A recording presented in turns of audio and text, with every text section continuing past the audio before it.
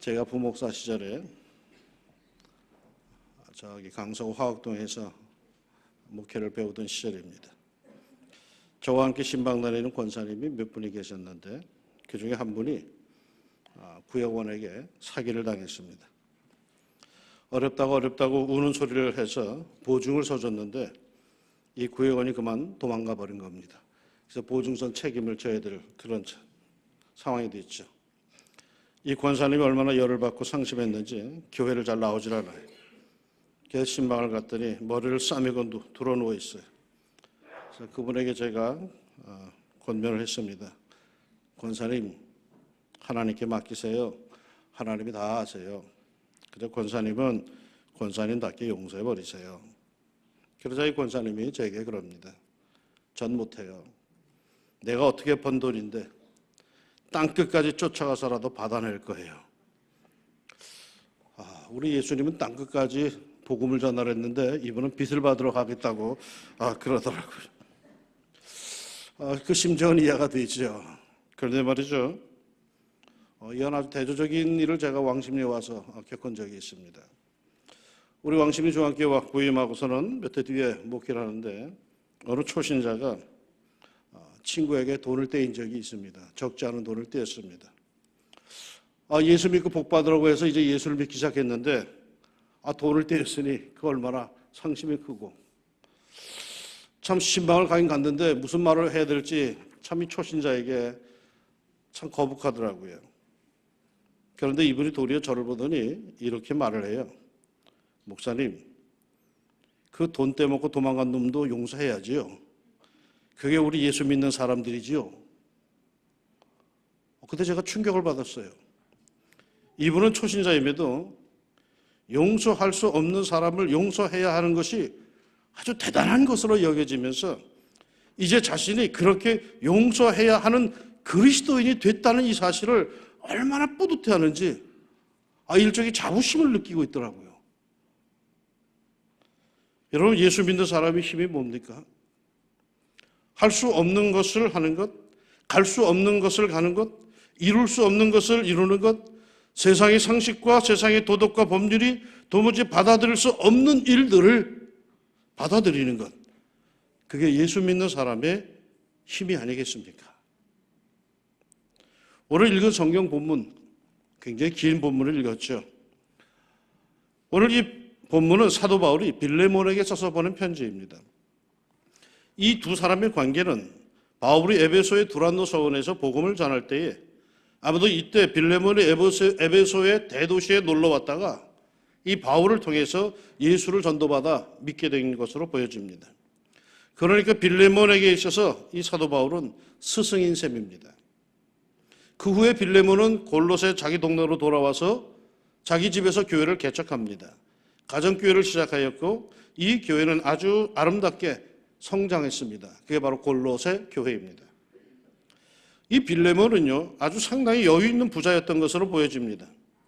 그 집에 노예들이 많았는데 그 많은 노예들 중에 한 사람 오네시모가 그 주인 빌레몬의 재물을 훔쳐가지고 멀리 달아나 버립니다. 달아나 버린 오네시모는 아무래도 사람들이 많은 대도시에 가서 숨어 살아야겠다 싶어서 그랬는지 로마로 숨어들었고 그 로마에서 우연찮게 이 사도 바울을 만나게 됩니다. 그리고 사도 바울로부터 전도를 받아 신앙을 갖게 되었고 바울이 감옥에 갇히자 그 곁에서 수종을 듭니다. 이런 와중에 사도 바울은 이 오네시모가 노예의 신분이며 그것도 주인집에서 도망쳐 나온 노예라는 것을 알게 되었고 더구나 그 주인이 빌레몬이라고 하는 사실에 아주 전율을 느낍니다. 고민하던 바울은 이래서는 안 되겠다 싶어서 이 오네시모를 원주인인 빌레몬에게 돌려보내면서 오네시모를 위해서 빌레몬에게 용서해 주라는 사적인 편지를 쓴 것이 바로 오늘 읽은 빌레몬서입니다. 그런데 무엇이 문제입니까? 그 용서해 주라는 건 그냥 용서해 주면 그만이지. 뭘 그렇게까지 힘들게 우리는 이렇게 생각하죠. 그러나 이 부탁이 용서해 주라고 하는 이 부탁이 당시에는 얼마나 어려운 것인가를 간접적으로 보여주는 것이 이 부탁을 하는 바울의 태도입니다. 그가 부탁하는 자세, 단어 사용, 심리적인 모습 등등을 보면은 사도 바울이 굉장히 신중하게 아주 매우 낮은 자세로 조심스럽게 말하고 있다는 사실을 우리가 엿볼 수가 있습니다. 본문 1절에서 바울은 인사를 하는데 그리스도 예수를 위하여 갇힌 자 된 바울이라고 자기를 소개합니다. 보통 교회들에게 서신서를 쓸 때에는 그리스도의 사도된 바울이라고 당당하게 자기소개와 인사를 하는데 여기에서는 갇혔다라는 동정을 유발하는 그런 표현을 굳이 쓰고 있습니다.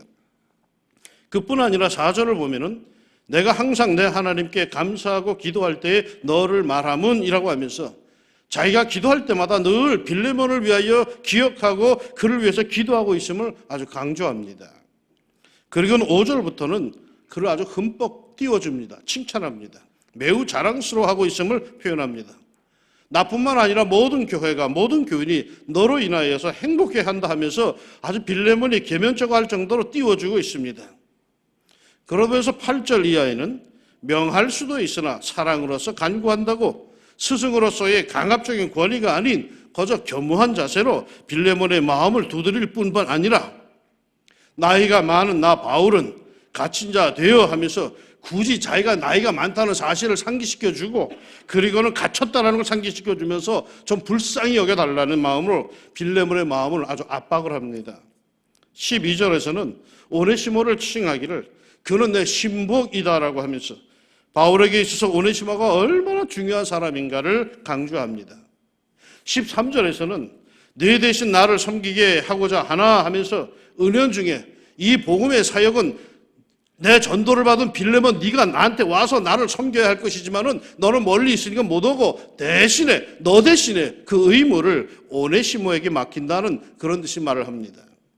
그것도 14절에서는 억지로 말고 자의로 하도록 해서 빌레몬을 예우하는 것을 표현합니다. 그러면서 보다 적극적으로 18절부터 보면은 만일 그가 빚진 것이 있으면 내 앞으로 계산하라. 내가 확실히 갚겠다라고까지 자기가 그 빚을 오네시모가 훔쳐간 그것을 자기가 갚겠노라고 이렇게 말을 합니다. 그러더니 20절엔 오 형제여 나로 주 안에서 너로 말미암아 기쁨을 얻게 하고 내 마음이 그리스도 안에서 평안하게 하라. 아주 직격탄을 날립니다. 이것도 모자란지 21절에 추인까지 붙입니다. 나는 네가 순종할 것을 확신한다. 아니 그보다 더 행할 줄도 안다. 이렇게까지 조심스럽게 때로는 협박하듯이 때로는 간청하듯이 애같아서 부탁하는 사도 바울, 대체 노예 하나 용서해 주는 게 뭐가 그리 어려운 문제이기에 이리 긴장을 하면서 편지를 조심조심 쓰고 있는 걸까요? 당대 로마 제국 내에는 기록에 의하면 노예가 6천만 명이나 있었다라고 합니다. 이 엄청난 노예들을 통제하기 위해서 로마는 매우 가혹한 노예법을 시행하였습니다. 실상 노예의 생명은 주인의 뜻에 달려 있었습니다. 주인의 마음에 안 들면은 그 노예를 팔아버릴 수도 있고 죽일 수도 있고 십자가에 매달 수도 있었습니다. 노예에게는 아무런 인권, 권리가 없었습니다. 이런 상황에서 견디다 못해서 도망가는 노예들이 속출하였는데 도망간 노예는 반드시 잡아서 처형하도록 죽이도록 그렇게 되어 있습니다. 그런데 오네시모의 경우 그는 빌레몬의 노예였습니다. 무슨 이유인지는 모르겠지만 그가 도망을 쳤는데 그냥 도망친 것이 아니라 주인 빌레몬의 재물, 재산을 훔쳐가지고 달아났습니다. 그냥 도망가도 괘씸한데 재산까지 훔쳐 달아났다는 것은 이건 완전히 왼수지간이 됐다라고 선언을 한 겁니다. 왜? 이제는 어차피 둘이 우연히 마주치면 둘 중에 하나는 죽어야 된다는 그런 뜻입니다. 주인으로서는 아주 매우 자존심이 상하는 일이죠. 노예가 도망갔다는 자체로도 자존심이 상하지만은 그것도 모자라서 자신의 재물을 훔쳐서 달아났다는 것이 자기에게 심한 모욕감을 주고 도망간 겁니다.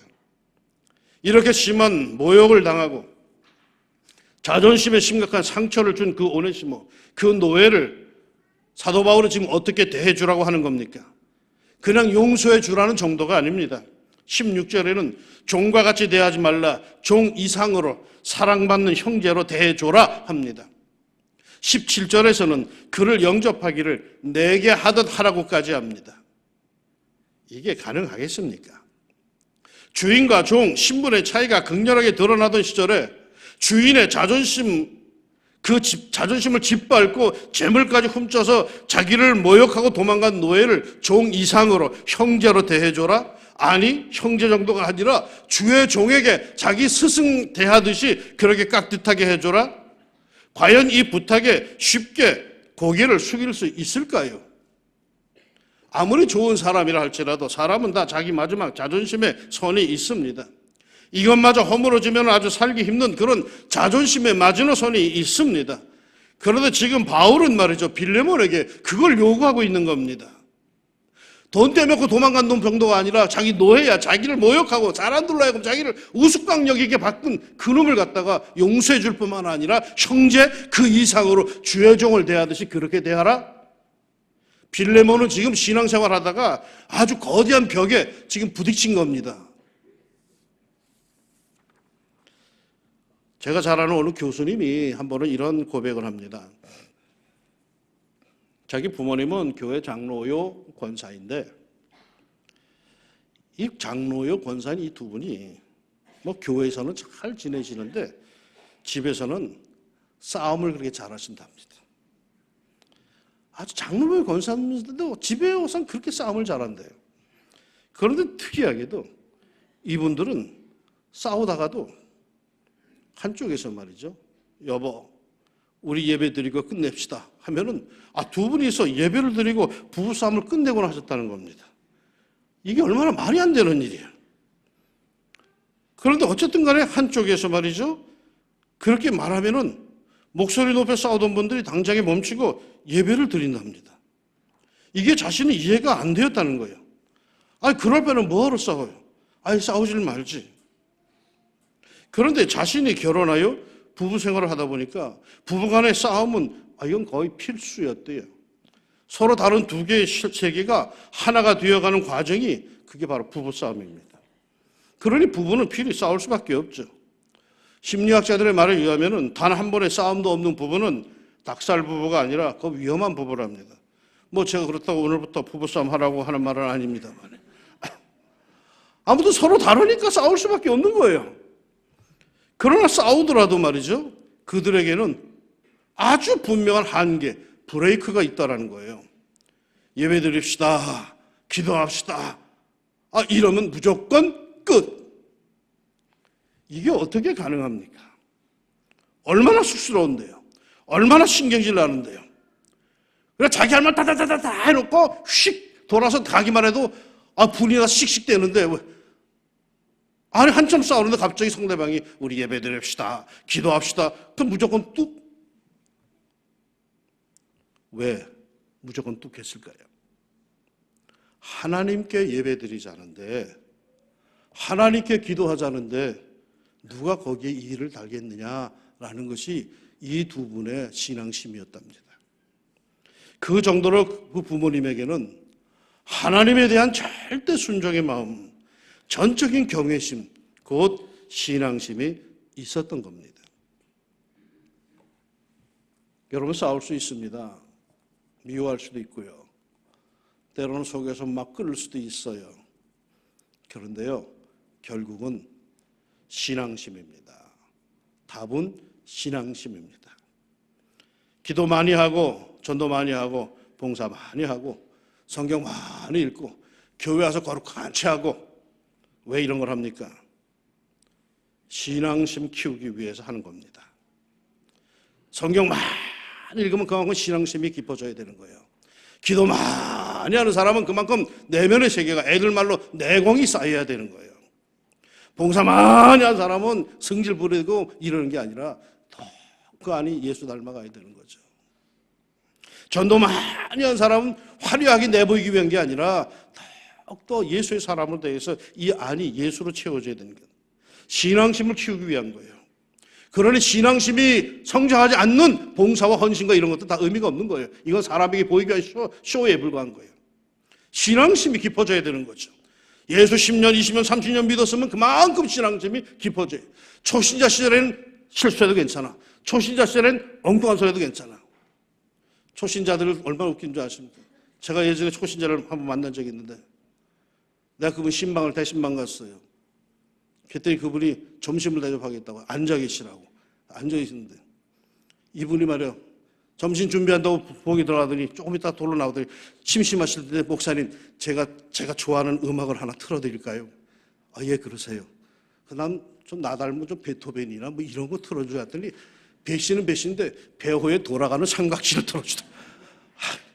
이게 초신자야. 조금 있더니 밥 먹을 때 뭘 들고 나와. 근데 목사님 이거 맥주로 하실래요? 와인으로 하실래요? 나 목사 보고 맥주 마실래요? 포도주 마실래요? 저 처음 봤어. 그분이 그러더라고, 태연하게. 근데 그분은 잘 모르고 하는 말이에요. 그러더니 밥 다 먹고 나니까 나보고 물어봐. 목사 한 가지만 좀 여쭤봐도 돼요? 근데 물어보세요. 제가 궁금한 게 있어가지고. 물어보세요. 목사님은 그 많은 헌금을 어떻게 혼자 다 쓰세요? 헌금 목사가 다 쓰는 줄 알고 있더라고. 괜찮아요. 왜? 모르니까. 초신자니까. 그런데 예수 믿은 10년, 20년, 30년 된 사람이 그런 소리 한다면 이건 문제가 있는 거지. 세상의 신앙의 법도와 도리도 몰라가지고 엉뚱한 소리 교회에서 해야 된다면 이게 말이 안 되는 거지. 우리가 기도를 그만히 한 이유가 뭐야? 우리가 성경을 그렇게 많이 본 이유가 뭐야? 우리가 그렇게 봉사를 많이 한 이유가 뭐야? 우리의 신앙심이 채워지기 위한 거죠. 그런데 아직도 여전히 그 초보적인 이야기를 하고 있다면 이게 문제가 있는 거죠. 우리들의 모든 삶에 있어서 결정적 키가 뭐예요? 신앙심이죠. 야, 내가 이만큼 예수 믿었는데, 내가 이만큼 기도했는데, 내가 이만큼 했는데라는 그 신앙심의 내공이 우리가 넘어갈 수 없는 감정을 넘어서게 하고, 우리가 넘어갈 수 없는 계산을 넘어가게 하고, 우리가 갈 수 없는 발걸음을 가게 하는 것이 바로 그 신앙심 아니겠습니까? 신앙심으로 삽시다. 신앙심으로 섬깁시다. 신앙심으로 나눕시다. 신앙심으로 봉사합시다. 신앙심으로 용서합시다. 우리 신앙심으로 숨을 쉽시다. 그게 예수 믿는 사람입니다. 신앙심이 아닌 제모세계와 봉사를 하니까 시험이 드는 거겠죠. 신앙심이 두텁다면요, 뭐가 문제가 되겠습니까? 내가 하나님을 향한 절대 신뢰, 절대 순종, 절대 의지, 이 온전한 신앙심이 있다면 내가 걸려 넘어질 게 뭐가 있겠습니까? 신앙심이 없으니까 자존심에 늘 걸려 넘어집니다. 신앙심이 없으니까 체면에 늘 쓰러집니다. 신앙심이 없으니까 명예욕에 발목이 접힙니다. 신앙심이 없으니까 늘 이기심에 쓰러집니다. 신앙심이 없으니까 늘 생각해서 여기에서 끝납니다. 교회 생활에서, 봉사 생활에서, 모든 그리스도인의 인간관계에서 문제가 생기는 것은 상대방이 문제가 있는 것이 아니라 내 신앙심에 문제가 지금 있는 거죠. 평상시에는 자기의 신앙심도 괜찮아 보이지만은 문제가 생길 때 그걸 넘어가지 못하는 신앙심이라면 여러분 그 신앙심은 문제가 있는 거 아니겠습니까? 신앙심은 우리가 넘어가야 하는 것을 알면서도 여러 가지 인간적인 것들로 넘어갈 수 없는 그 순간에 넘어갈 수 있게 하는 힘인 줄로 믿습니다. 빌레몬은 도저히 받아들일 수 없는 지금 그 지혜를 받은 거예요. 당시의 도덕과 윤리와 사회 규범으로 볼 때 이건 말도 안 돼. 예수 믿는 것도 미수 믿는 거지만 도대체 이게 말이 되는 소리야.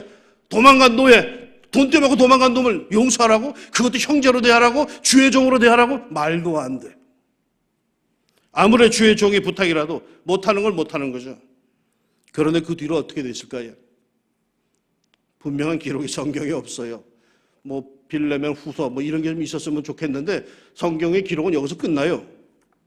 그러나 그 뒤에 교회의 역사를 뒤적여 보니까 빌레몬은 후에 골로새 교회의 감독이 되었고 마침내 네로 황제 때 순교합니다. 그래서 그리스 정교회에서는 그의 순교회를 11월 22일로 지키고 있습니다. 그는 마침내 감당하기 어려운 바울의 청에 신앙심으로 예수 그리스도의 이름으로 순종했던 겁니다. 용서할 수 없는 것을 용서했고 받아들일 수 없는 것을 받아들인 겁니다. 신앙심의 승리인 거죠. 이것이 그리스도인의 정심입니다. 이것이 그리스도인의 신앙심입니다. 논리와 계산과 자기 주장과 권리로 살지 말고 여러분 신앙심으로 삽시다. 어느 군대 내무반에 한 믿음 좋은 병사가 늘 놀림을 당했습니다. 어느 날 저녁 한 고참이 술에 취해가지고 이 병사의 오른뺨을 군화로 냅다 후려치면서 야, 니네 교회에서는 오른뺨을 때리면 왼뺨도 돌려댄다면서 하고 조롱을 합니다. 그런데 이게 웬일일까요? 다음날 아침 고참은 자신의 군화가 반들반들하게 닦여져 있는 것을 보았습니다. 아무도 몰라도 그 고참은 누가 그랬는지 알 수 있었답니다. 신앙심으로 삽시다. 힘들고 괴로울 때 자기 신앙심을 점검합시다. 신앙심, 마음심자입니다. 마음심자. 이 마음 안에 신앙으로 채워져야 한다는 뜻입니다. 말로만, 겉으로만, 형식만, 남보기에만 그럴듯해 보일 게 아니라 그 안이 신앙으로 채워져야 합니다. 그게 신앙심으로 사는 사람입니다. 어떤 신앙심일까요? 저 양화진에 가면은 우리나라에 와서 선교하다가 돌아가신 많은 선교사님들의 묘지가 있습니다. 거기에 한 가족의 묘가 있는데 윌리엄 홀이라고 하는 그 박사는 청일전쟁 후에 태평양 일대에 홀레라가 발생해서 많은 사람이 죽어갈 때 너는 조선으로 가라고 하는 주님의 음성을 듣고 자기 조국 캐나다 뉴욕을 거쳐가지고 조선으로 와서 콜레라로 죽어가는 조선 사람들을 치료하다가 과로로 인한 심장마비로 세상을 떠납니다. 조선에 온 지 3년 만에 세상을 떠났습니다. 더군다나 결혼한 지 2년 만에 세상을 떠납니다. 그의 아내 로자타 홀, 충격받고 잠시 미국으로 돌아갔다가 그 여자가 다시 돌아옵니다. 의사가 되어서 돌아와서 오늘날 고려대 의대의 전신인 경성여자의학전문학교를 세웁니다. 그 홀 박사의 아들, 죽기 전에 낳았던 그 아들 셔우드 홀은 황해도 해주에서 결핵 요양소를 세웠고 크리스마스 시를 만들어서 이 땅에 결핵 퇴치에 진력을 합니다. 이분들은 모두 자기의 안락한 조국을 뒤로 하고 열악한 이 조선 땅까지 찾아와서 기꺼이 한 목숨을 던지고 갔습니다. 한 가족이 다 거기에 있습니다. 그런데 이 가족의 묘비명이 이러합니다. 우리가 살아도 주를 위하여 살고 죽어도 주를 위하여 죽나니 그러므로 사나 죽으나 우리가 주의 것이로다. 신앙심으로 삽시다. 신앙심으로 죽읍시다. 신앙심으로 예수를 위해 살다 갑시다. 신앙심으로 언제나 내 자존심 문턱에서 걸려 넘어지는 우리의 봉사와 헌신과 희생을 완성합시다. 평소 풀 수 없는 것들, 해결할 수 없는 것들, 넘어갈 수 없던 것들, 오직 예수님을 향한 신앙심으로 멋지게 넘어섭시다. 나는 예수 믿는 사람입니다. 약속의 땅 가나안, 펼쳐지는 2016년 그 새 역사의 현장에 이 신앙심으로 사는 하늘의 성도들이 가득하기를 우리 주의 이름으로 축원합니다. 기도합시다. 흥에 겨워 살다가 실족하지 않게 하시고 오직 신앙심으로 살다 가게 하옵소서. 주님이 하라면 합니다. 주님이 가라면 갑니다. 고백하며 오직 주님을 향한 깊은 신앙심으로 이 세상을 이기는 주의 성도로 살아가게 우리를 붙잡아 주옵소서. 주님, 나는 예수 믿는 사람입니다. 이 신앙심과 고백으로 올해는 우리의 모든 한계, 모든 담을 넘어가게 하시며 순종케 하사 내 믿음의 영역, 내 축복의 대지가 넓혀지게 하옵소서. 예수님의 이름으로 기도합니다. 아멘.